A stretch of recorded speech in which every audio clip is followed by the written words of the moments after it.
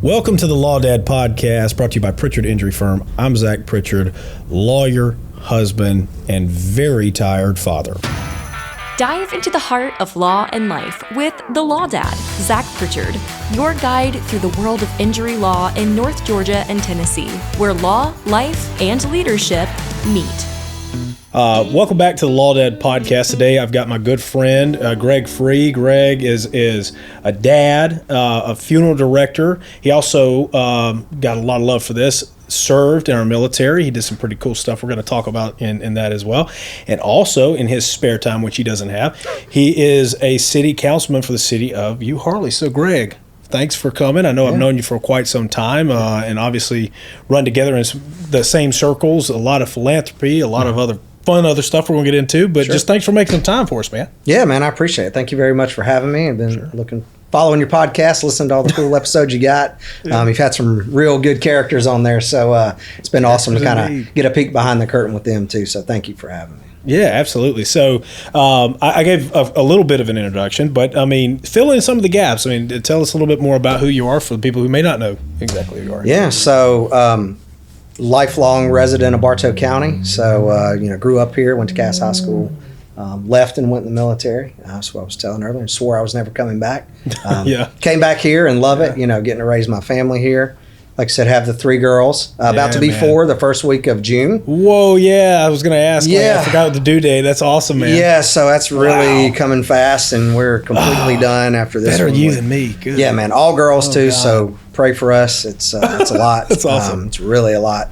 But serve on the city council, serve as chairman with the Etowah Foundation, which I really love being a part of that group the past couple of years. And, recently branched out. We'll talk a little bit more about that. Left the corporate world of funeral service and now kind of started my own thing a little bit. So got some stuff going on, some big life changes with that. So that's really exciting. Dude, that's awesome. Yeah, no, that's really cool. I definitely want to kind of dive into that. And that's pretty, I mean, I'm also a girl dad as well, so I totally get it. So we're both pulling our hair out. I mean, you pulled it all out. It's all gone. Right? It won't grow. Yeah, mine at least has started to turn gray, which is nice. It's staying in there for now. Yeah. But it's still, thinning every single day, every single argument. More. Oh, my God. It's funny because every bald man that Reese sees, she says, he's like my daddy. He has no hair. And, and then she'll touch my beard and say, oh, I love your beard, Daddy. I said, yeah, that's great. Daddy can grow one here. No, you just can't do beard. it there. Yeah, I could grow a beard in a day, but you can't grow up top. That's okay. It's done. That's in, man. I'll tell you, that book is in. Yeah. 100%. I don't know if that was like The Rock or somebody who brought that in, but somebody brought that in. Ball-headed. It was just like, hey, that's the thing now. Well, he's a lot bigger. He's definitely a lot richer than me. And he's probably better looking. I mean, let's be honest. He's active. It's all good. So, okay. So let's I know you've lifelong. You went to Cass. Yep. And of course you're married to Kim. She's fantastic. Where did you guys meet? So we actually went on a date in high school. Okay. And she swore she'd never go on another date with me again. Told her dad that. What? God bless his soul. Really did. And then, life led us 2 different paths. She moved to Florida. Because her grandmother down there was ill. Family moved there. I got you. So we didn't reconnect until probably 2012. Okay. And then, just kind of reconnected and life brought us back together. The big girls, our oldest daughters were 3, almost 4 at the time. And so, they've lived a life with me and Kim, and then their dad and Jenny. Great relationships there. Their dad lives about a mile from us. So really the co-parenting part is really easy. Yeah, it's good. So, we just reconnected, and I tell her all the time, see, you were wrong. You said one date and never again. Yeah, gotcha. Now you're stuck for life. Gotcha. Now we're here. I love that, man. Yeah, the same thing. Me and Lexi started dating in high school. It's crazy how life takes you and does all that, and brings you kind of back together, all that good stuff. So that's super cool, man. Yeah. So, all right, so went to the military, the Navy, right? Yep, went to the Navy. Okay. Yep. So, and you were in intelligence. Yeah, so I worked in the cryptology field within that. What is that? So really, if I was a recruiter, I'd make it sound really cool, like they did to me. Like you're gonna be James Bond. Right? Yeah. You can go to work for the CIA, and you can, if you want to choose that life forever, which is not easy. Sure. To me, I thought it was cool because I was like, oh, that sounds interesting. So really, there's a lot of different fields inside of cryptology. Okay. So you have like the linguist side, where those guys are the interpreters. They go to the Defense Language Institute in Monterey, California, and learn like Mandarin, Arabic, Chinese. You have that side, then you have the more technical side, and then you have kind of the admin side. So I was more on the technical side. So I was a CTR, and so those guys work with all the equipment and all the communications equipment and stuff that you transmit, basically secure communication, top secret communication back and forth between the different entities that need it. That is super cool. Did you have to get a clearance? I did have to get a clearance. What was your clearance level? Because I didn't realize. I just thought, you always hear like top secret. From what I understand, though, they're like it's a lot of different levels. Yeah. Wow. So like secure compartmentalized information, like that kind of clearance, and then that's basically where you would go to a facility to view information. So you have one of those where they keep secure information enclosed in a certain area in a building, and you don't get access to that area unless you have the clearance. And then just regular top secret, where you're not being briefed on things like the president would be briefed on. But yeah, I mean, they went back far enough that they contacted every teacher I had and anybody that ever lived next to me. No kidding. To make sure that I wasn't a crazy person, I guess. Wow. I did a great job fooling them, but... That's right. So, yeah, you got them. Yeah, I got them. They don't even know. You got the government. Good for you. That's awesome. But yeah, I mean, it was kind of crazy as a kid when they're like, hey, list all this stuff out. And I'm thinking, they're never going to come. Right. And then one of them reached out to my grandmother and said, hey, because I'm a junior, so they're like, is little Greg in trouble? My nanny's like, I don't think so.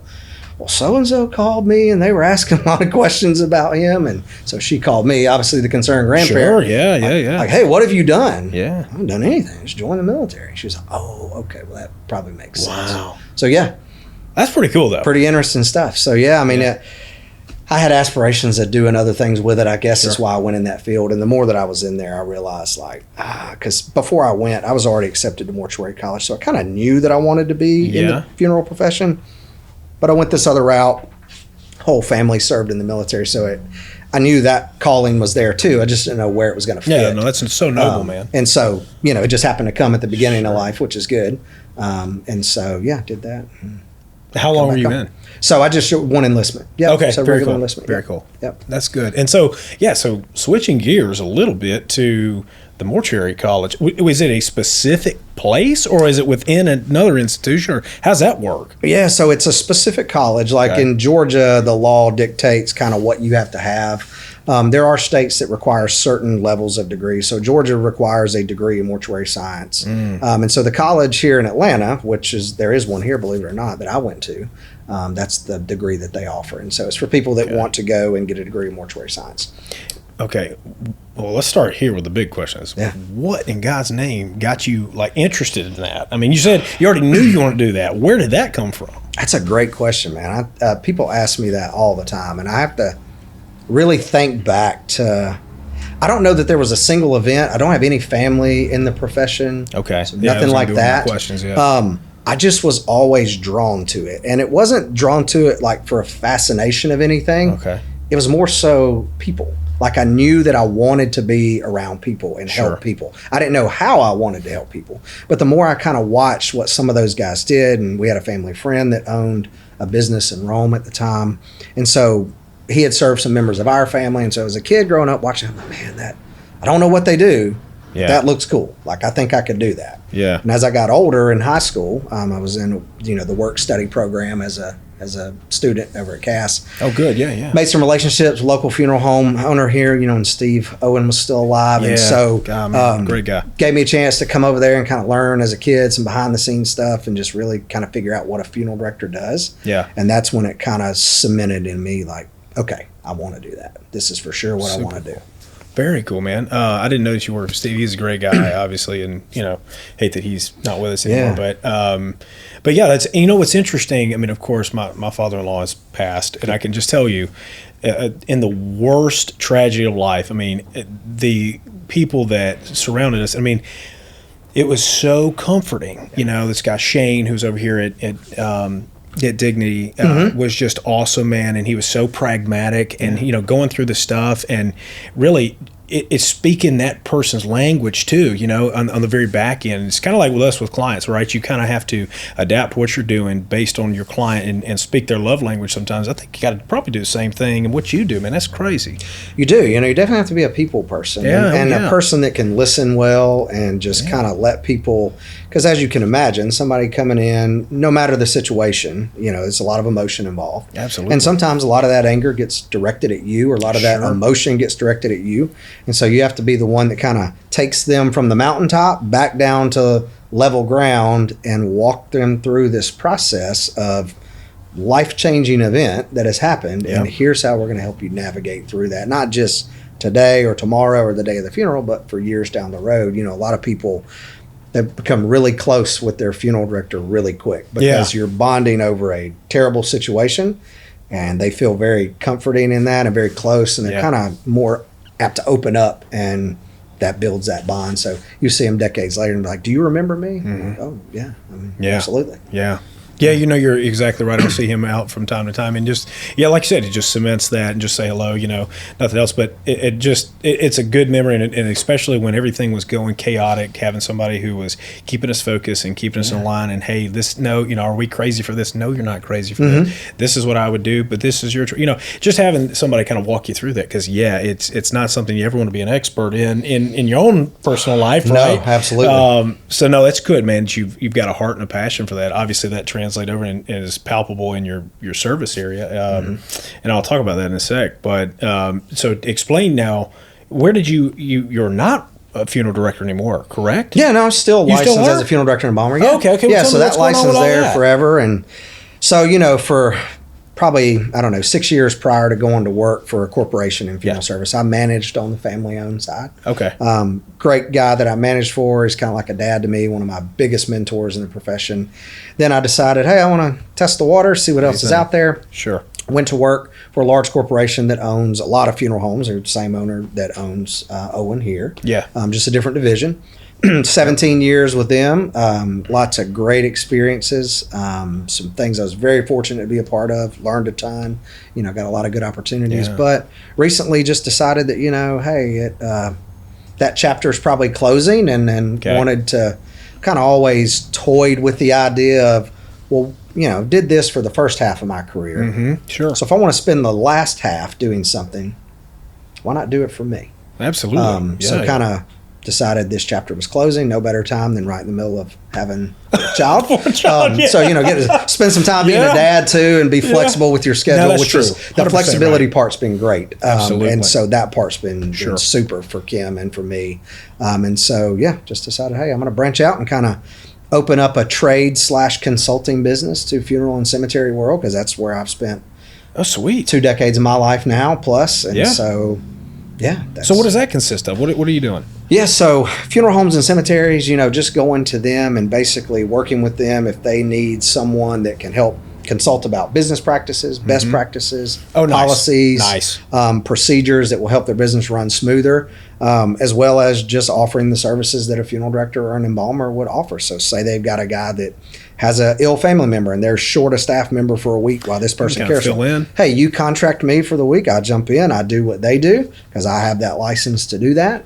And I can be your fill-in guy and kind of navigate those waters and serve a lot of different funeral homes. Okay, that's super cool. Yeah. I mean, that kind of gives you the full spectrum. That's really nice, man. Well, and good for you. I mean, the flexibility and being able to be home and do all those kinds of things. Man, that's just, there's nothing worth that. I mean, it's just so priceless. So yes, absolutely. Especially right now. Yeah. Yeah, great. Oh my God. What now, and again, you got all these irons in the fire. Too many.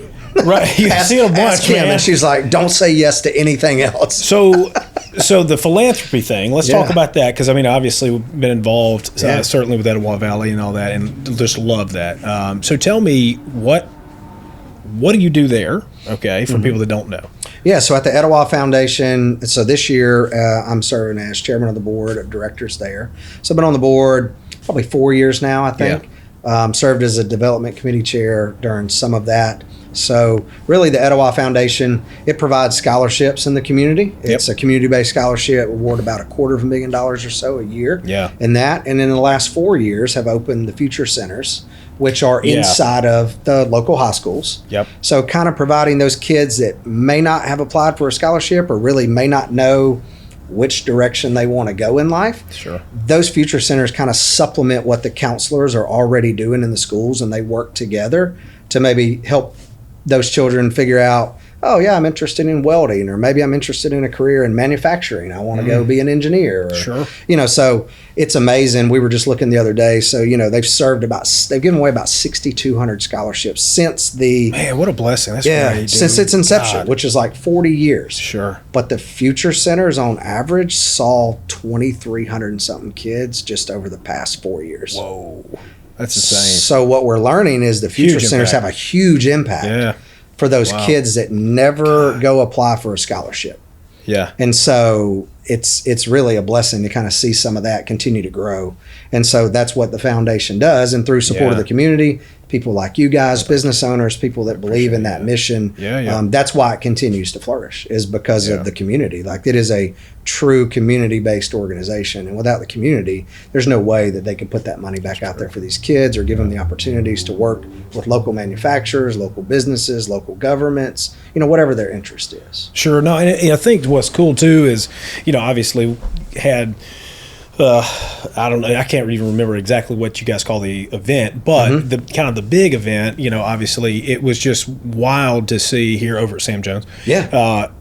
Just the impact right there. Yep. I mean, how involved it was, and students there, and all those kinds of things, and it's just absolutely amazing. And what's really cool, you mentioned the community. So you take Lee and all the things that she does, and just is down to earth and cool person to ever meet.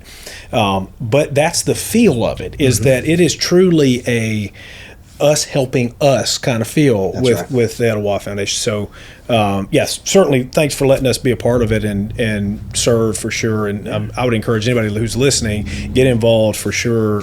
Reach out. There's 1,000 different ways to support education, to support some of these kids. Sure. And the future centers, I mean, that's just a really cool thing. I mean, I remember Alexis, again, my wife was a school counselor, that's right, for, what was it, 13, 14 years here, and talking to Lee about what, her vision was for those things. And when Alexis was telling me, what y'all wanted to do, I was thinking, man, that's just cool, being proactive and going right to the source, and being that, because I can tell you, I always give Alexis a hard time and I feel really bad, but I'm like, Miss Apple was awesome as my counselor, but like, I just went to her for my transcripts. That's what I mean? That's but there's so many other resources kind of that don't get addressed, or that kids may not know, and having that proactivity, there, is great to encourage them. Hey, listen, and especially in today's day and age, right?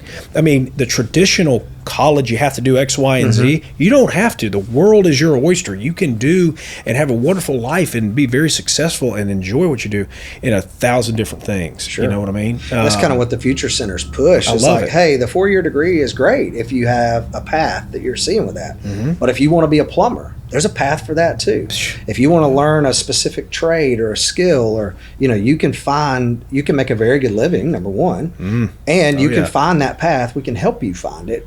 And so that's what we've really tried to push in the local system, is the partnership with not just the school system, but the counselors too. Is like, hey, we're not here to do what you're doing because you have a specific function. Right. We're here to help you and partner with you, and maybe take some of that load off of you to help with these other areas and work together to serve these kids. We're not here to replace you. We're here to supplement you. Absolutely. Yeah. And so we've approached it in that approach, and expanded to, I think we're in 5 different counties now. Wow. So we're in Whitfield. We're down in South Georgia in Coffee and Ware County. Oh, yeah. Okay. We're in the City of Marietta school system. Oh, and very of course cool. in Bartow. Yeah, very good. And the big thing that we always try to drive home to people, because donors will ask, well, where's my money going? Right? Yeah, of course. Yeah. Bartow money stays in Bartow. I love that. Ware County money stays in Ware County. Sure. Whitfield money stays in Whitfield, because it's important for those communities to be involved in that investment. You're bought in. Right? Yeah. If you're a donor in Bartow, you don't want to say, hey, I'm going to give $5,000, but it's going to go help a kid that I may not ever have an interaction with in Whitfield. Not that they're not important. Sure. But we want to make sure Bartow money stays in Bartow. So we've been very adamant about, as we go through this process, making sure that each community's money supports its community. No, I love that. I think you're right, exactly, that you want to see the kids that are successful and are coming back and are still are doing the same thing. That's, I spoke to the Kings not too long ago. Connor was kind enough to let me go out there and run my mouth a little bit, right? But just to tell them the same thing. It's like, man, I was built by this community. Absolutely. And we are, Bartow County is so strong, very, philanthropic and all those kinds of things. And it's important to instill that in those kids. Hey, listen, yes, my money's coming back to you and yours. One day, when you're successful, hey, listen, you pour it back and give it back to the other kids as well. I think that's huge, man. I like to hear that. So, kind of pivoting, right? But so tell me, because there's the fun part, right, of the Etowah Foundation. The fun part is the bourbon nights, right? It's a great part of it. So I love the bourbon nights, always the dress up stuff, and you're always, making us taste this stuff, and I can't even smell a damn thing, but you always tell me what I'm supposed to smell, so that's always cool. So, okay, how did your affinity start for the bourbon stuff? Yeah, so I've kind of always liked bourbon, right? It's hard not to like it. It's good. So, as you'll see, it's hard not to like just about any bourbon. Sure. As a product of many other things in life, when COVID came along and people had a little more idle time, I had always been interested in bourbon. And I was like, I saw this thing online about getting certified to be a bourbon steward. And I'm like, that's kind of cool. What is that about? For all I knew, people behind the bar, they're bartenders. They got to be experts in that. They can tell you whatever you want to know about bourbon. That's what I thought too. Yeah, I'm like, these are the guys. Yeah. But as I read more on it, I'm like, there's, you're looking at all these different societies and associations and stuff in Kentucky and everything where bourbon is like the world. That's right. So I'm like, okay, this would be really cool. So there's a society called the Stave and Thief Society, where say that one more time. Stave and Thief. So stave is like a piece of the barrel, the wooden stave is what they make barrels out of, and a whiskey thief is the thing that they put in the barrel to take the whiskey out of the top. It's called a whiskey thief. Kayla, write this down. Yes, write this down. This is what I need to do. Yes, and so you can take in all my spare time. Yes, just add one more thing. Alexis exactly. love Why not? So, we're already going crazy. Let's do this. Say yes to anything else. Yes, I know. Yeah, sure. Yeah, Kim has already told me no more. Don't say yes to anything until the baby comes. Right. So great. I'm getting a good pass after that. So I did that. Become an executive bourbon steward through there. You go through this class and they teach you all about learning how to smell the different smells and taste the different tastes and pick all that apart. Can you really do that crap? Can you really? I really can on the majority of them, right? There's some that it's like somebody tells you, this should taste like bananas. And I'm like, I really don't taste bananas. Okay. You may taste bananas, but I don't. And that's the cool thing about it is everybody's, I guess, taste and palate is a little bit different. Kind of like wine, right? Brad is a wine expert. He was on recently. Awesome. And we did an event together. I remember that. That was super cool. The wine and bourbon event. Yeah, that was awesome. And so, when it comes to wine, I know what I like. Just like in bourbon, I know the kind of bourbons that I like. Yeah. And so I think that's the cool part about it is everybody can like what they want to like, right? I agree, yeah. But some of the smells and the tastes and, they give you like this 200-piece smell kit to like sensory kit to teach you to smell the different things that you'll smell. And I'm looking at that going, there's no way you can pick all this stuff leather. out. Yeah. How can I pick out a rusty nail? Right. No. And it's like, all right, that's really not in there, but they should have put it in there because they're probably, you can probably smell it. Yeah. But some of the things were very like, oh, wow, that's really cool. Like I really did smell the leather. Like I didn't think I could smell that. Do this, got it. Now I understand. And it takes a little time, like the tobacco and and you just got to play with it. You got to drink bourbon. You got to practice. You got to practice. If you're not practicing, somebody else is. That's right. It took a lot of practice over COVID. Obviously, I killed COVID about 1,000 times drinking all the bourbon that we had. So, and that bourbon collection grew from like 5 bottles to like 200 bottles. And my wife said, "Why are you buying bourbon? Are we opening a bar? I don't understand what you're doing." Mm-hmm. I said, just go upstairs. I'll take care of it. I'm working. I'm trying to get, I'm refining my palate. Yeah. So that's where it started. And from there, it just just a fun thing to do and learn about. I love to learn about it. It is really cool. Yeah. Read books, read the history on it. I like the history of a lot of the distilleries that are around, some of the really old ones and kind of how some of them were pre-prohibition and how they evolved through that era to become mainstream and, just some of the really cool stories behind some of those distilleries because really at the heart of most of them was a family. Oh, yeah, right. It's a family business. Yeah. And now you look and you see some of them like Maker's Mark. I think they're in the 8th generation of their family being involved in that distillery. So that's really cool. Pretty much all of it's centered around family.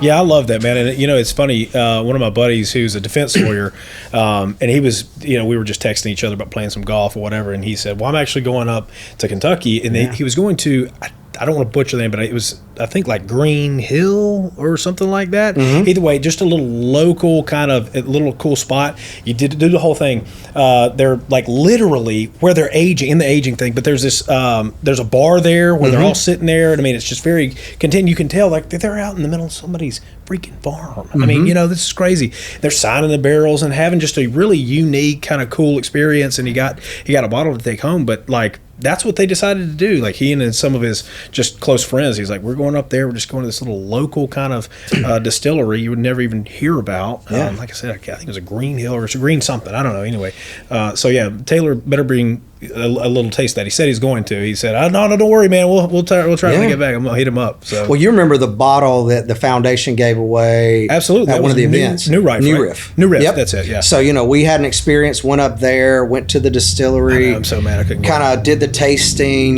Tasted 4 or 5 different barrels, and then you pick your barrel, sign your name on it. That whole thing.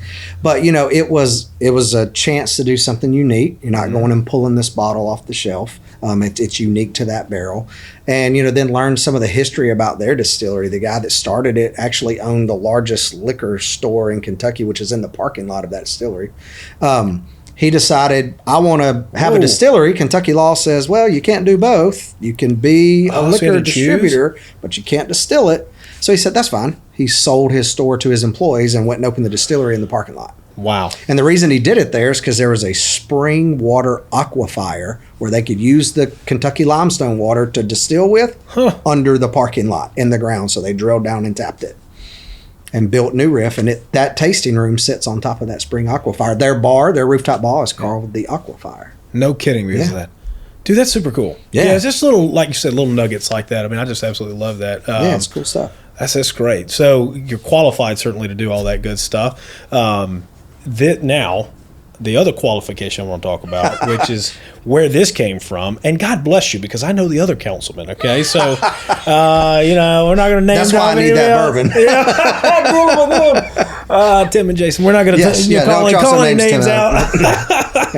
I'm having both of them for sure, tag team, and they're coming on for sure. All right, so tell me, what got you interested? I mean, you're perfect for it. I know you personally, but what just sparked that interest? Yeah, so I grew up in Euharlee. Yeah. We moved there in 1991. And so when we moved there, Euharlee really was a true small town, right? There's nothing really out there, but just some old families have been there a long time. And then we moved into a subdivision, the first one that was being built. And I joked with my mom all the time. I said, I thought we were rich. We had a house that had stairs. Like, man, this is awesome. We're rich now, right? Yeah. And so we moved into a neighborhood there. And so having grown up there and seeing kind of what Euharlee was and what it could be. Oh, yeah. As life kept going on and, different things come up, I thought, well, now I have a family. I'm raising my family there. Sure. I would like to see Euharlee continue to prosper. And if I'm a small sliver of that, I'd love to leave it a little bit better than I found it. Good for you. So there was a seat that opened up and someone said, hey, you should run for that. Yeah. I think you. And so it did. Yeah. And it's been really, really good. So in my second term now. And so I guess November is re-election time for my seat, one of the other council seats in the mayor's seat, because we stagger elections on the municipal side. And so, I've enjoyed it. I've enjoyed the work that I've done with the other crazy council members. And no, they're fantastic. We've had a good time and we've done some really good work together for the community. And that's the other thing about Euharlee that's so cool and getting to serve on the council is how Euharlee has changed and the amount of people that are moving there that have families or just young professionals or whatever. We've been able to bring really cool things to Euharlee that if you would have told me 25 years ago that we would have a microbrewery next to the covered bridge, I would have laughed at you. Oh my God. I'd have said there's no way that'll ever happen. Right. Like they'll sell the town before that happens. Yeah.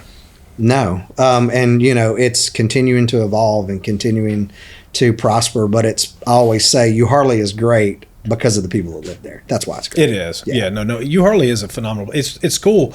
Honestly, and again, kudos to you guys in the council and certainly leadership there, because it has really just the ideas of moving, shaking, trying to make it a cool place to be, and it really has. I mean, you guys have all done a really good job of not just sitting. I think that happens a lot of times in local politics. You just kind of sit and get complacent. And I think y'all have done a phenomenal job.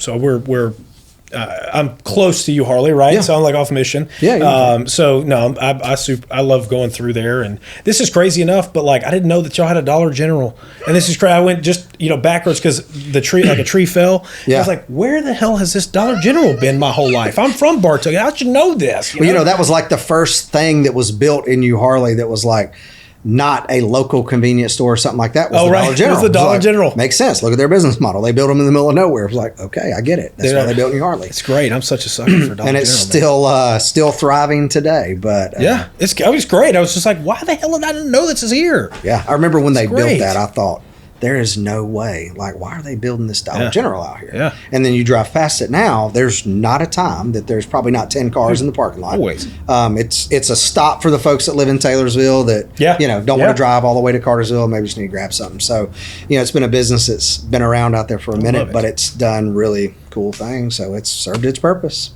Killing it, and served the fine citizens of Euharlee. So. That's awesome. What's next? I know of course, the next thing, obviously, is the Bundle of Joy coming this summer. That'll be great. Prayers for Kim going through that summer heat, because I'll tell you, with AC, Alexis was miserable. So I hope hope she'll be okay. But is that the next big horizon? I mean, is that the next big thing on your plan? Because you're always doing stuff. I just want to make sure I don't miss anything before I let you go. Yeah, no, I think for us, the big thing is obviously the baby. So so all of our daughters' names begin with R. So we have Riley, Rowan, Reese, and now Rory. Dude. Yeah. Get out of here. And that was picked before the Masters, gotta say. That's before so the Masters. badass. So, and it's kind of cool because I was joking with Kim before the Sunday round of the tournament. When Reese was born, the year of her first year of life, Georgia won the national championship. And so Rory, the year that she was born, Rory won the Masters. So kind of cool. Like, they got some pretty big milestones there to hit. Right in the year of birth. So for her, or for us as a family, that's the next big thing. Kim's been going to school and working, and obviously getting her specialist degree in the middle of having a baby, which was not planned. So she had started her specialist before that. And she's like, oh, good. She had got her master's when the twins were little. She said, Reese is little, do my specialist, no big deal. Good. Boom, surprise baby number 4. Here you go. And God was like, I got something for you. All right, exactly. Hold on. Yeah, you want to hear God laugh? Tell him your plans, right? That's what I say. Oh, he laughed. A lot. Fantastic. We laughed, we cried, we did everything in between. That's awesome. But it's a blessing. We're extremely blessed, and we're looking forward to that, and just continuing to grow the business and continuing to serve the people of Euharlee. Hopefully, probably run again for re-election in November. I guess if people aren't sick of me, I'll probably give it at least one more term. I'm not a person that believes in sitting in there forever. There's a lot of capable people out there that can certainly pick that ball up and run, but there's a couple more things that I'd like to see us accomplish as a city, and I'd love to be a part of it. So hopefully that plays out that way, and then somebody else can move on the next election and take my spot, and we'll see how it goes from there. So vote Greg November, right? You can, especially if you live in Euharlee. If you don't, come vote anyway and vote twice. So, that's right. I'll sneak in there. Yeah, we'll take you. Yeah, exactly. We'll come pick you up. It's fine. We'll bring you out there. We'll take you to Drown Valley. That's right. That's awesome. That's what we actually told them not long ago. So why can't we have like an after council? We have council meetings on Tuesday. You guys are closed on Tuesday. Yeah. You have to open up on Tuesday. If we get done early, we'd love to come down and support your business. Dude, that's super. And they pretty much said, we're not opening just for y'all. I said, okay, fair enough. Come on now. Maybe down the road. Dean, help us out. Come on, man. Exactly. On, they've been great. They are great. So Euharlee's doing some good stuff. So I hope to continue to do some things with that and see where it goes in the future. There's some other things that will come around one day, I'm sure. As far as maybe different opportunities. But right now we're just focusing on business and family and all the chaotic life in between, having 2 16-year-olds, a 3-year-old, and about to be a newborn. So I love it, dude. Yeah, it's intense. That's good. That is dad life, to the max. To the max. I don't know if anybody would have told me that was going to be my story. I'd have said, I don't know that I'm ready to read that chapter. But it's been great, and all the good things that come with it. So 16-year-old daughter's going on 32 sometimes is what it feels like. You know, they got it figured out. But they're a blessing too. They're hardworking kids. They're good kids. They do a good job. Do good in school. Do good in, you know, one ref soccer, one works at Southern Mugs here. So it's cool to see them come into their own and be good human beings. So we're just enjoying watching them do their thing. Dude. So that's awesome. Yeah. Kayla, fire away, because I know you're like chomping at the bit. Like she's like, do your thing. I got 87 things. I was like, okay. Let's do one more little segment about Girl Dad Life. Let's talk about AC and Paige, your girls. What's Dad Life like? Girl Dad Life like? Well, it's this, for me, it's the same. It's the same. It's chaotic. It's crazy. You talk about soccer, oh my God. And here's the problem. Maybe you can empathize with this because so you got obviously one that refs. Did any other kids play? I mean, obviously younger kids, but your other 16-year-old. She did ballet and still dances for the school now. So two is that right? Completely different spectrums, but just as intense. When she danced at Steps of Faith, I used to joke with Kim's like, it's a full-time job. Yeah. Riley's like dance schedule, right? It was a lot. Like coming from a more different sports background, like I wrestled and played baseball pretty much my whole life. Yeah. So I'm like, dance is not hard until I watched them do it. I'm like, oh yeah, it is. Yes. Like and watching the training that they went through, and I was like, oh wow, like it really does take a lot of skill to do that. And these girls are doing it 3 and 4 nights a week. And so, you're running to that. You're running this one to soccer. You're doing this. And that was before before Reese and obviously the new baby. But it's chaotic. That's intense. I mean, that's what we're doing. Like I said, with AC, she's doing that.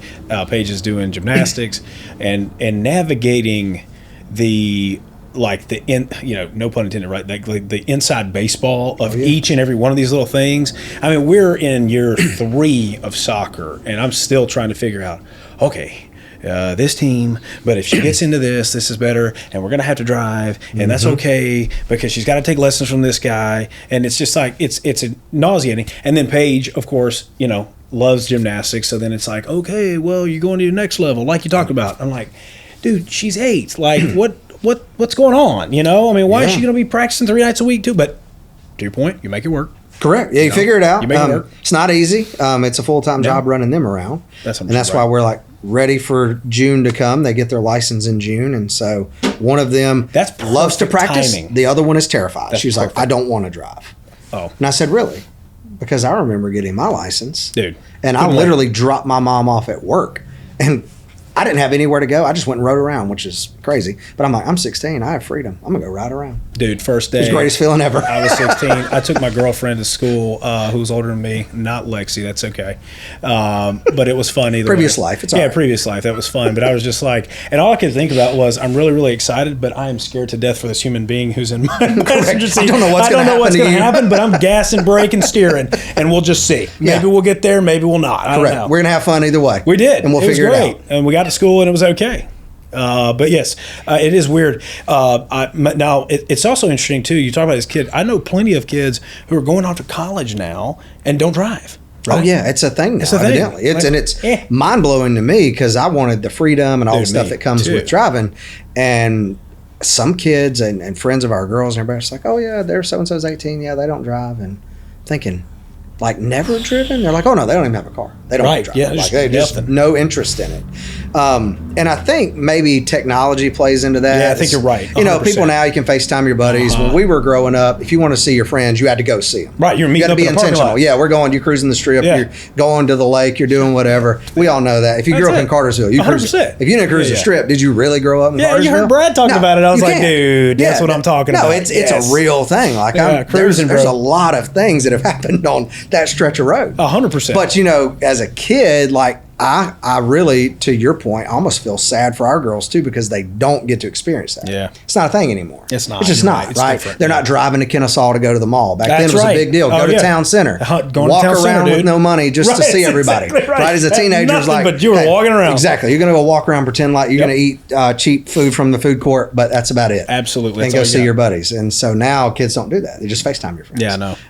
So, a little bit of that nostalgia gone, but that's okay. But yeah, as you know, being a girl dad, it's man, I learned so many things that I probably didn't want to learn from being a girl dad versus, I'm sure people with sons say the same thing. Like, moms are like, I have all boys and I didn't want to learn about any of that. Yeah, sure.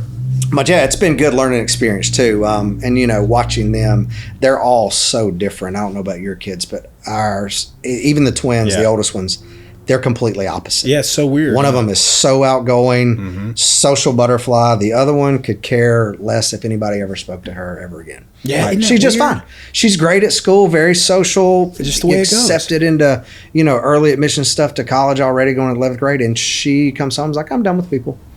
So that's my second. Okay. Right? So that's Paige. It's crazy. I mean, you know, literally sitting there with the counselor, her teacher, her other like little teacher, whoever the heck it is, and we're sitting there in this round table, and they're just going on about how great of a friend she is and how great of a student she is, and she's just doing this and that and the other. She's so sweet and all this other stuff. And Alexis and I are just dumbfounded.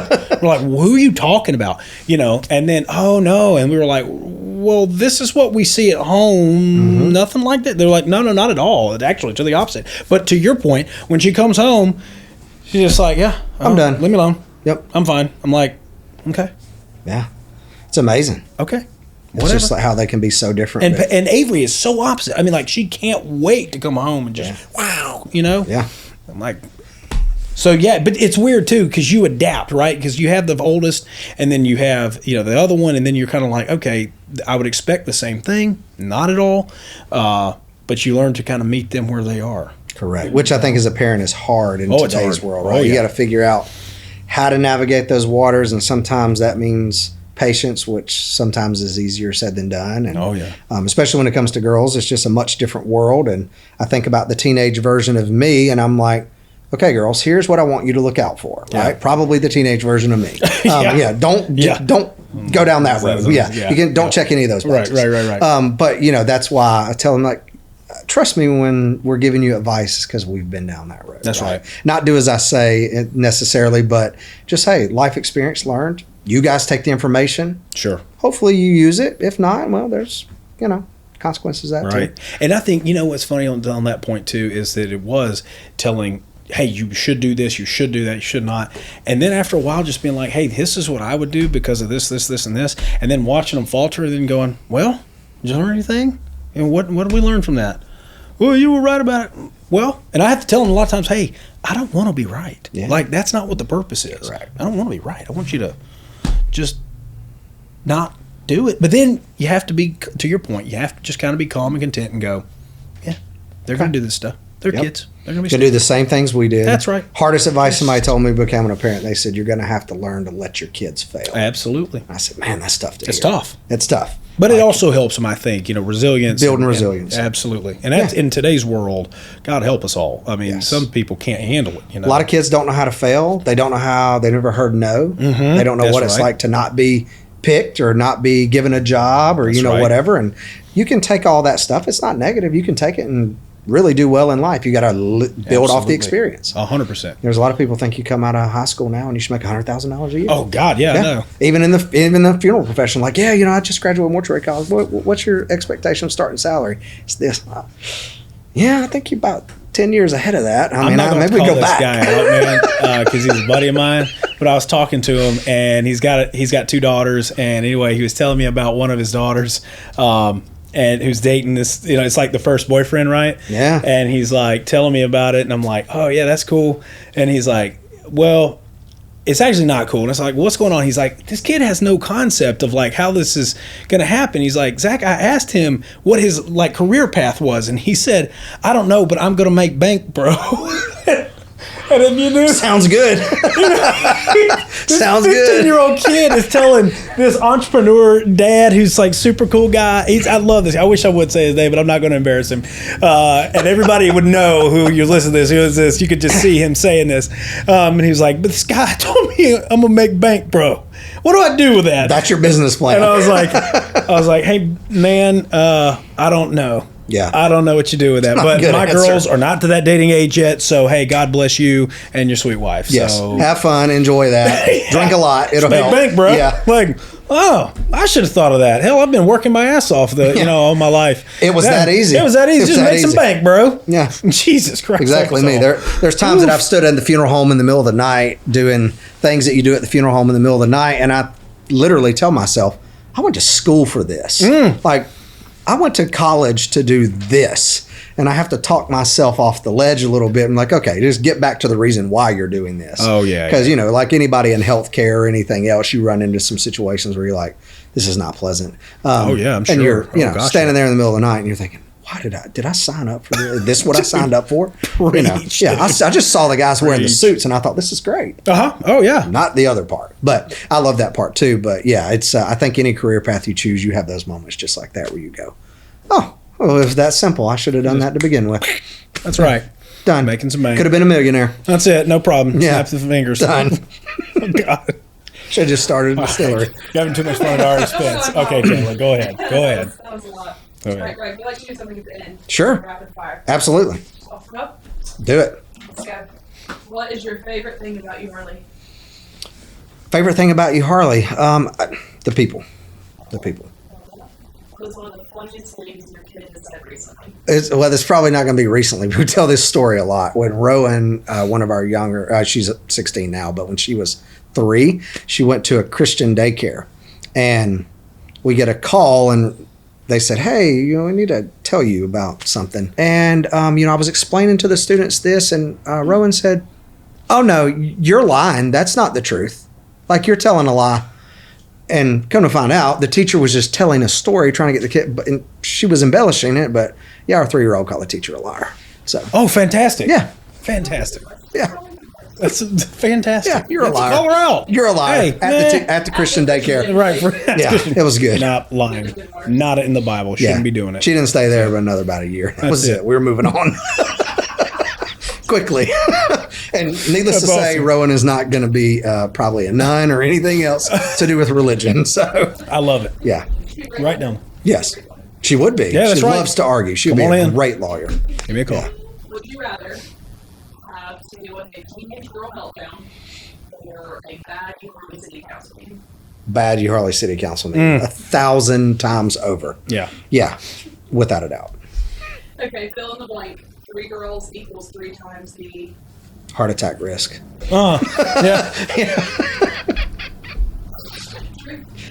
Or a risk for alcoholism. One of the two. Dependency. Yeah. Oh, God. Yes.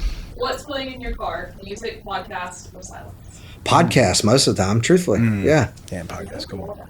I've definitely listened to the Law Dad. 3 of 7 podcast is another really good one. Local guy from Rome, Georgia. Oh, sweet. And Chad Wright, he's a former Navy SEAL. He's got a really cool story.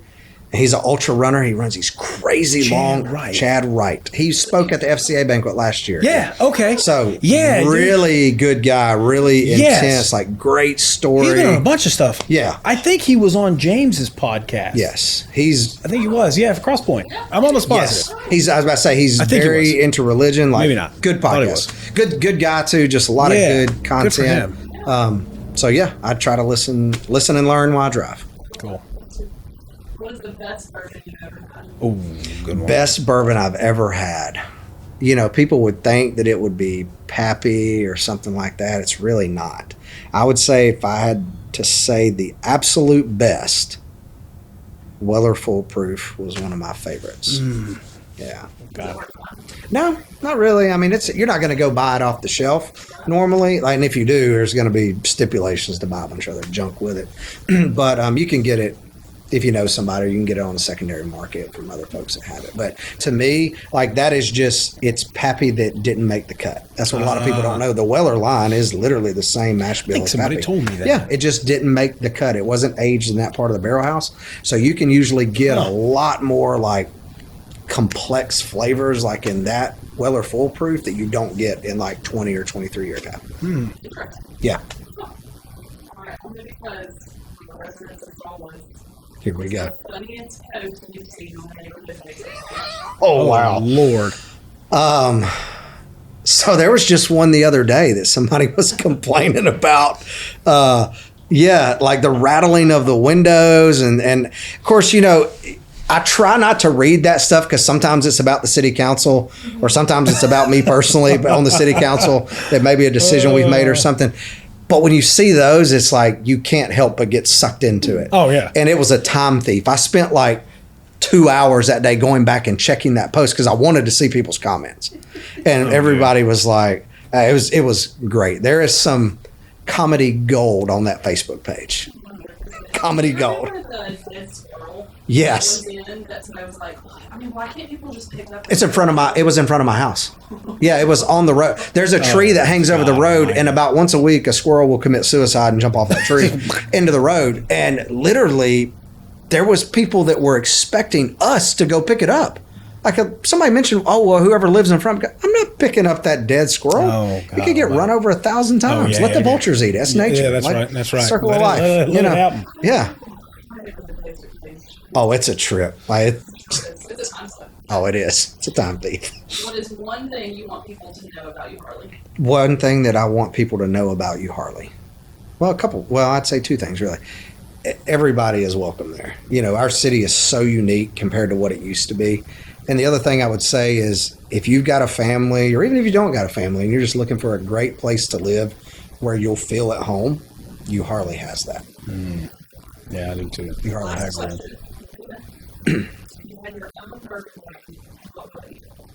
Ooh, that's a good question.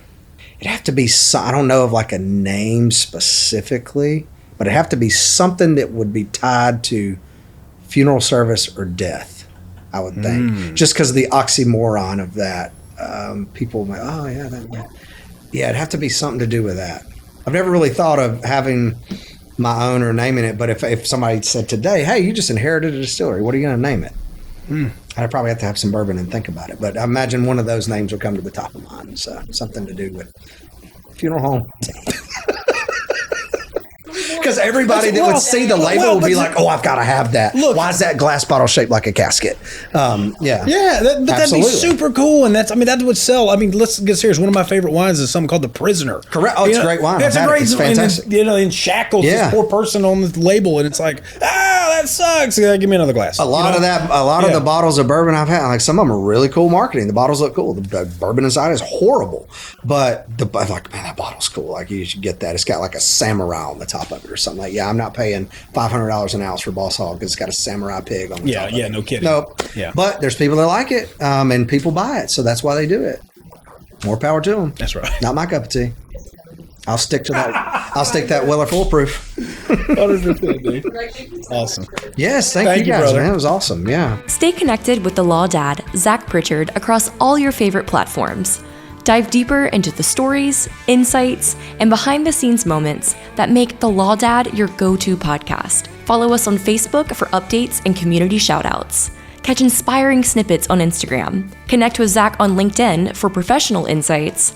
And don't miss our exclusive content on YouTube. Find our social media links in the description of today's show. Follow us now on Facebook, Instagram, LinkedIn, and YouTube.